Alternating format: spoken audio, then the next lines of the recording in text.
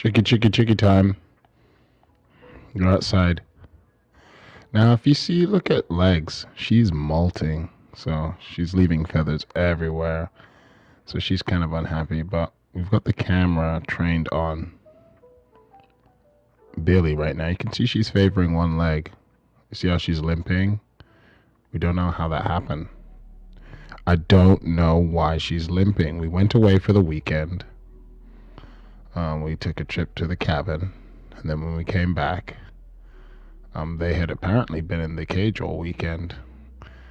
The water was low, or they had knocked over their water, so they didn't have any water. I'm annoyed as I tell this story. I'm really annoyed.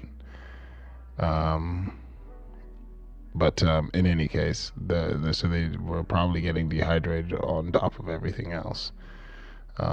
Left with nothing but dry food. And so that was one thing.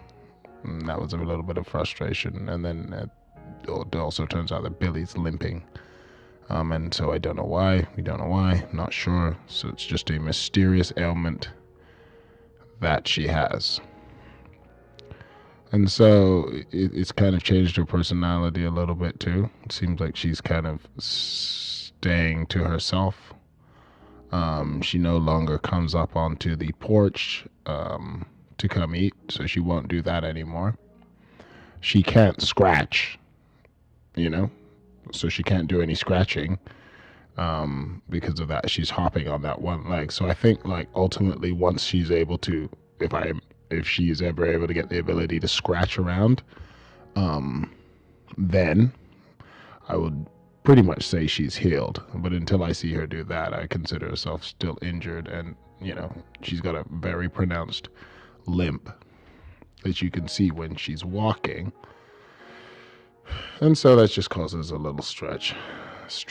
I'm a little bit upset about that, but what can you do? You hope she gets. So you see how, like, legs just did that scratching motion, right? You kind of need one leg to anchor off the other to do that scratching motion. So if one leg is compromised and it's injured, it'd really be difficult, I can imagine, to scratch. Ironically enough, I've torn my Achilles. You can see legs scratching there and just kind of moving stuff out the way. So right now, Billie can't do that. And so I'm sure that's affected her mood. It's affected the kind of diet she can access. Like, they're looking for bugs and stuff. So those kind of things will not be available for Billie to look for when she's unable to scratch, when her legs are compromised like that. So that's why it's kind of showing legs, just kind of to show you just how it really is important for them to have both of their feet, especially if you're an animal with no arms, really. You got your wings, but you don't have any arms. So they really are relying on their, the mouth, obviously, and their legs to really provide an ability to kind of look for food at a deeper level, or kind of just more things out there, scrounge for just more stuff. So you can go back to Billie now, and you see that Billie's not going to be able to do that. You see that hop, limp.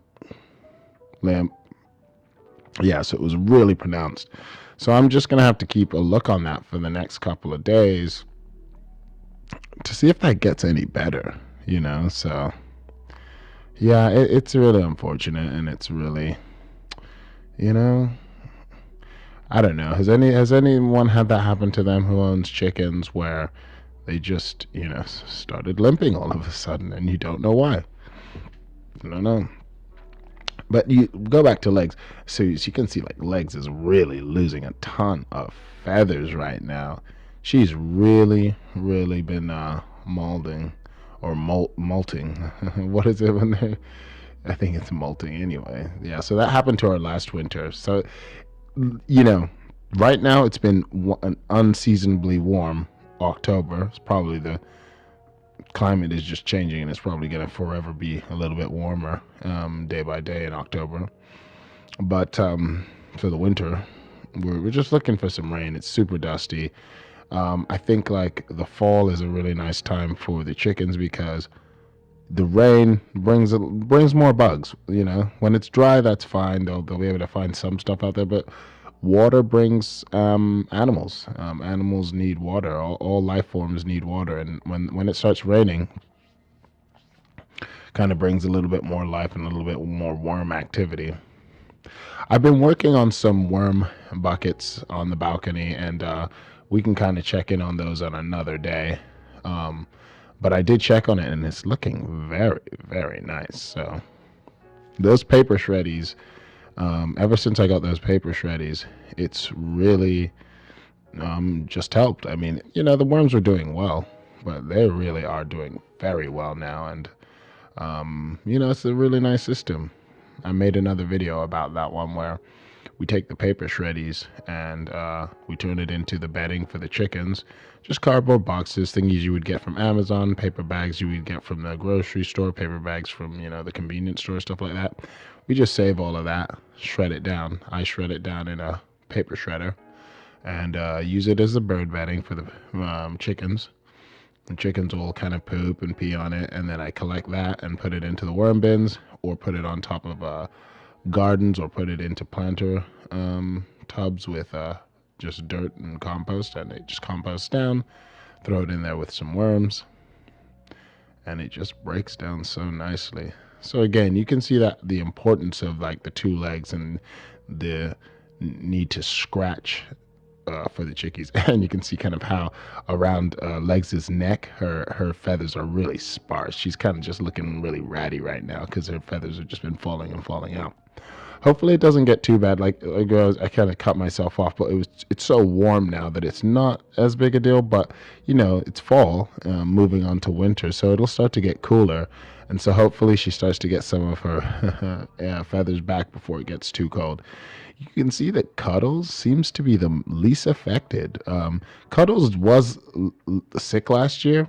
We gave her some Amprolium because she just kind of was a little puffy and sick and chilly.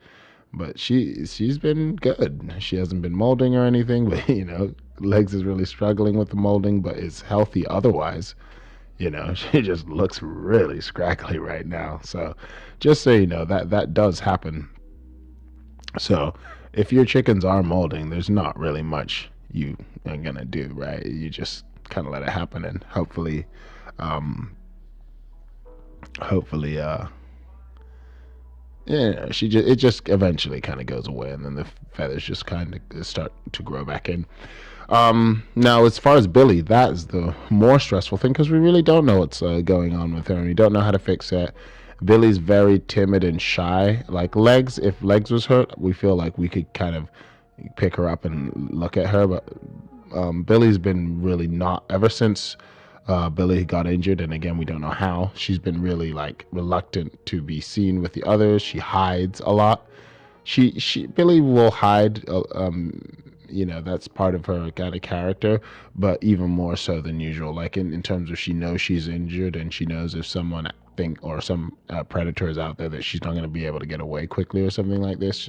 She's really been protecting herself, staying close to the coop. I feel not wanting to stray too far from the coop because again, like if she has to hobble to get back to the coop or to a place of safety, I feel that that has been a part of her kind of movements and her mindset is that she's really trying to stay close to the coop, not stray too far and get to a place where she can access and get inside to safety very quickly. So we just keep monitoring, see how she does, and hopefully we will see some improvements because yeah, it really did